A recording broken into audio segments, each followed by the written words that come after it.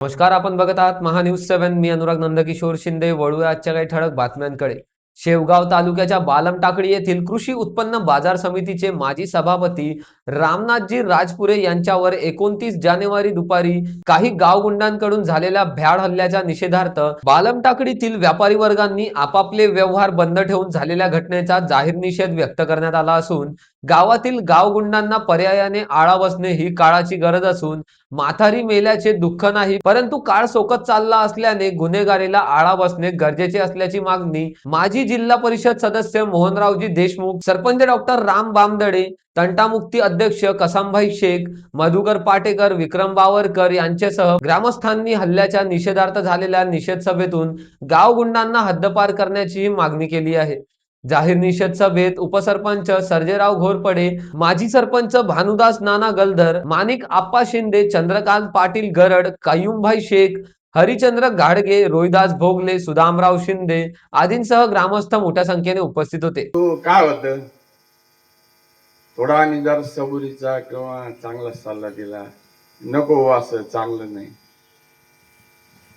तर थोडा अर्थ त्याच वेगळं होतं हे बेकडे. पण ते नाही आवडत मला. मी अनेक वर्षापासून गावात अनेक पद बसवले, परंतु मी कधी गुन्हेगारीच्या व्यक्तीला कधी थारा दिला, कधी त्यांची संगत केली नाही.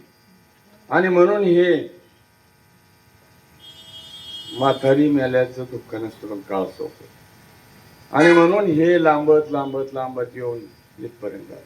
आणि म्हणून हे कुठेतरी समाजाला, गावातील आपलं आदर्श गाव, सर्व जाती धर्माचे माणसं गोविंदन ह्या गावामध्ये नांदतात. कुठल्याही जातीचे राजकारण आम्ही केलं, अतिशय टोकाचं राजकारण केलं, परंतु असं कुठल्याही थराला कोणी गेलं नाही. आणि म्हणून हे प्रत्येकाने आता बारावकरांनी एक सांगितलं, आपल्या पाल्य काय करते, आपली मुलं काय करते, कधी येते. आणि हे सुद्धा या त्यांच्यावर वेळ आली, उद्या त्यांच्या पालकाच्या आईवडिला येणार ही वेळ.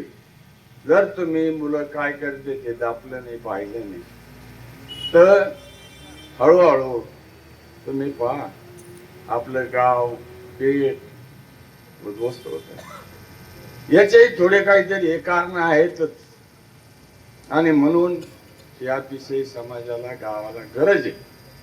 निदान इथून पुढे तरी अशा गोष्टीला आळा बसलाच पाहिजे. आणि अहिल्यानगर शेवगाव वरून जयप्रकाश बागडे यांची रिपोर्ट, महान्यूज 7.